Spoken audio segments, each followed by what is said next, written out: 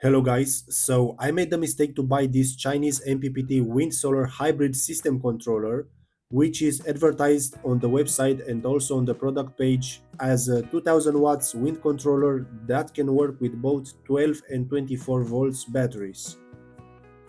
So the first issue I had with this device is that it turned out it can barely handle 400 watts, and after this benchmark is reached, it activates the brake for 10 minutes. And those 10 minutes are the real problem, as it turns out this is a default setting with no way you can tamper with. Now, this might not bother you if you have a small wind turbine, but in my case I have an InstaBreeze 1500 wind-safe version, which exceeds 400 watts relatively easy. As you can imagine, on a windy day, if this breaks my wind turbine continuously, this is a crappy product and is a huge waste of money. Seriously guys, do not buy this product. Second issue I had was overloading the dump load protection during strong wind, despite being advertised with many overload protections on the seller product page, which by the way is also advertised as having a maximum wind power of 2000 watts, which we have already debunked earlier as completely false. Apart from that, there is nowhere any reference regarding output current, and the seller failed to provide me with a datasheet or with a solution to my problem. That being said, I gave a bad review and moved on and decided to build my own charge controller using a already proven MPPT solar charge unit. Of course, being a solar charger which uses DC input voltage, we must first find a way to convert it in order to work with a three-phase AC power supply, such as a wind turbine, and most important, we must build a feature to auto-brake the turbine when the battery is full, so as to avoid the turbine from self-destructing by spinning out of control.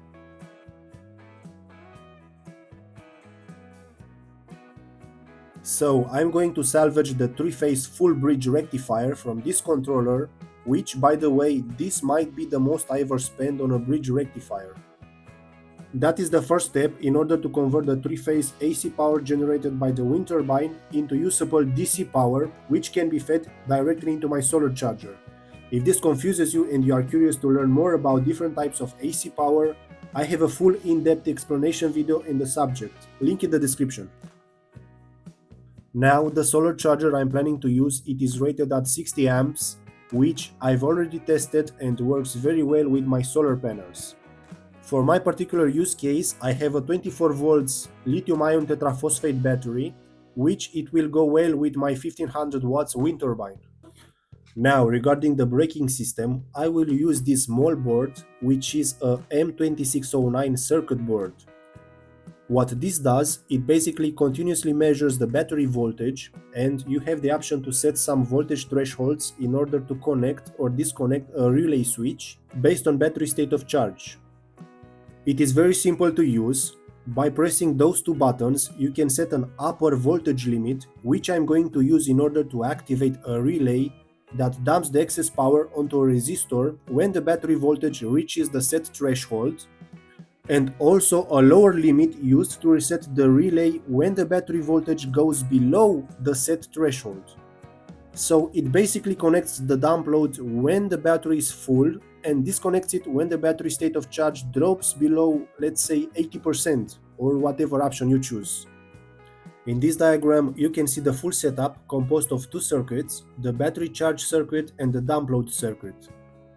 As you can see, the rectified DC power from the turbine is fed into the solar MPPT, which charges the lithium battery. At the same time, the M2609 board monitors the battery voltage and diverts the excess energy onto the high power resistor, which induces an electromagnetic brake on the wind turbine. And also in the same time, the voltage drop across the resistor shuts down the MPPT while disconnecting it from the battery. This is the end result. Here I set the lower voltage that disconnects the dump load at 27.5 volts, and I put the upper voltage at 1 volt above that. This means the dump load is activated every time the battery voltage hits 28.5 volts, which is close to fully charged. This is the final setup. The first two controllers are for the solar panels, and the last one is for wind turbine. I also replaced the solid state relay with a classic one, As it turned out, the model I chose didn't work as intended with DC power, and I also added a low pass filter to cut the ripples of the DC power supply.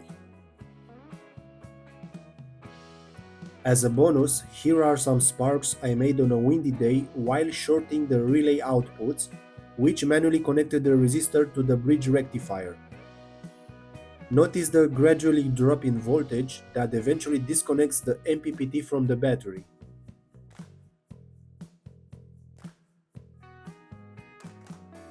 Meanwhile, the resistor is getting quite hot. If you like this video, don't forget to subscribe and activate bell notifications for future updates. Bye bye!